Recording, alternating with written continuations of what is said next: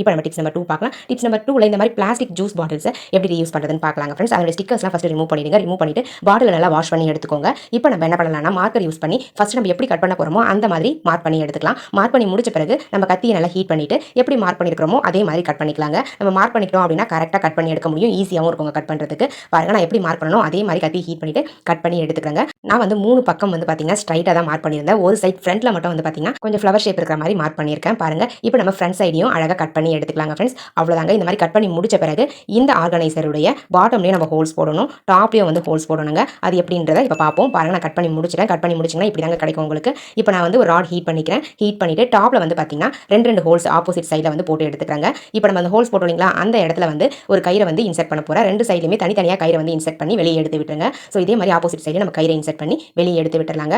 Height வந்து பார்த்தீங்கன்னா அந்த கயிறுடைய ஹைட் ஒரே மாதிரி இருக்கணும். ஸோ அப்போ தான் வந்து யூஸ் பண்ணும்போது கரெக்டாக இருக்கும். மேலே வந்து 2 கயிறையும் சேர்த்து நாட் போட்டுக்கோங்க. இப்போ நம்ம இதனுடைய பாட்டமில் வந்து பார்த்தீங்கன்னா சின்ன சின்னதாக ஹோல்ஸ் வந்து ஸ்ட்ரைட்டாக போட்டு எடுத்துக்கோங்க ஃப்ரெண்ட்ஸ். அவ்வளோதாங்க. இதுக்கு மேலே இன்னும் கொஞ்சம் டெக்கரேட் பண்ணிக்கலாம். டெக்கரேட் பண்ணுறதுக்காக நான் ரெட் கலர் பெயிண்ட் எடுத்துருக்கேன். அந்த ரெட் கலர் பெயிண்ட் யூஸ் பண்ணி சின்ன சின்னதாக டாட்ஸ் மாதிரி வச்சு நான் டெக்கரேட் பண்ணி எடுத்துக்கிறேங்க. நீங்கள் உங்களுக்கு பிடிச்ச மாதிரி இந்த ஆர்கனைசரை டெக்கரேட் பண்ணிக்கலாம். அப்படின்னா அப்படியே கூட நீங்கள் யூஸ் பண்ணிக்கலாங்க. பாருங்க நம்மளுடைய சூப்பரான ஆர்கனைசர் ரெடி ஆயிடுச்சு. இந்த ஆர்கனைசரை நீங்கள் சிங்க் பக்கத்தில் ஹேங் பண்ணி விட்டுக்கிட்டீங்க அப்படின்னா சின்ன சின்ன கிண்ணம், கிளாஸ், கரண்டி, ஸ்பூன்ஸ் இது எல்லாத்தையுமே வாஷ் பண்ணி இதுக்குள்ளே போட்டுக்கலாங்க. ரொம்ப கம்ஃபர்டபுளாக இருக்கும், ரொம்ப ஸ்ட்ராங்காகவும் இருக்கும். தண்ணி வந்து பார்த்தீங்கன்னா இதில் ஹோல்ஸ் அடியில் போட்டுருக்கோம் இல்லைங்களா, அந்த ஹோல்ஸ் வழியாக வெளியே வந்துருங்க. நீங்கள் வாஷ் பண்ணி டேரெக்டாக அப்படியே இதில் போட்டு யூஸ் பண்ணிக்கலாம்.